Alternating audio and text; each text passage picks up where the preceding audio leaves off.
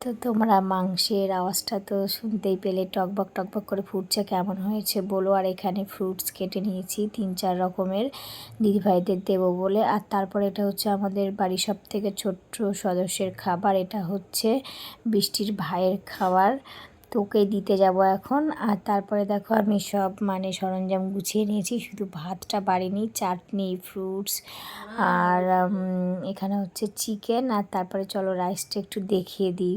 তোলা হয়ে গেছে, তোমরা তো দেখতে পেলে, ওকে দিলাম। তো তারপরে দেখো দিদিভাইরা খেতে বসে গেছে, রেশব দিদিভাই আর দাদা।